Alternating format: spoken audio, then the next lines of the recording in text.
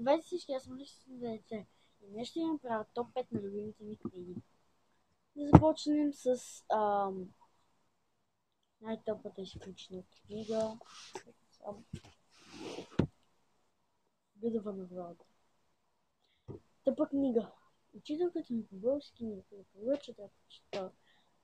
Нея е интересна, обаче не за мен. Просто ми е интересна. Много е скучна. Да, натягваща, бавно развиваща се действия. Продължим с 4. 4 ще продължи с завършение пръст на Роалд Дал. Отново на Роалд Дал. Бавно развиващи действия от началото в нето, но после вече става интересно. Но не.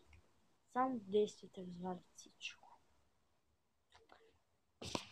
Да продължим с една друга книга. Тази.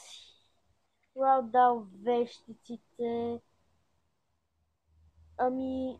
Не мога да кажа нищо. Между другото, на тази книга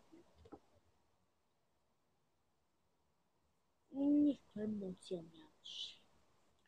Нито пък на тази или на тази. Опси, извинете. Така, да продължим с 3. Извинявам се, 2. Чарли шоколадовата фабрика. Да, в интерес на истината тук имаше и радост, имаше тъга, и отврат, и бяс, всичко. Но искам само да ви кажа, че тук в тази книга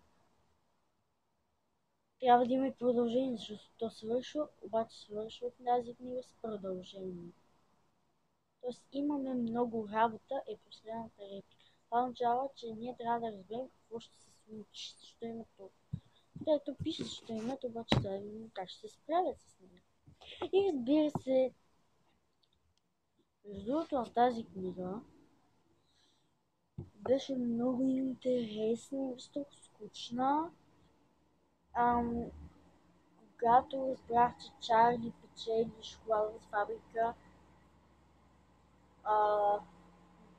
стана много вкусно. Когато разбрах, че вече цялото семейство на Чарли се мести, ако чуете някакъв шум, това е чисто. Да. И на първо място, разбира се, няма коя друга книга да сложа, освен Хари Потър и философската тема.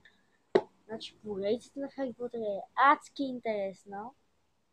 Ако не сте чели, отивайте да четете. Много интересна, макар и до 171 страница съм стигнал. Разбирам, че е интересна, много интересна книга. От началото ми се ревеше, защото като разбрах какво го подлагат, на какво изпитание го подлагат Хари, обаче после вече като се разбра, че той е магиосник, че отива в Хогвартс и вече стана много интересно. И да, много интересно. И сега, като прочета какво пише тук, може да съм го прочел други видеа, да си като обърна плика с разтеперена ръка, Хари видя печат с червен восък, изобразяващ герб. Голяма буква Х, заобиколена от лъв, орел, язовец и змия. Животните, които изброих, бяха символите на домовете. Змията е на Салазар Слизерин,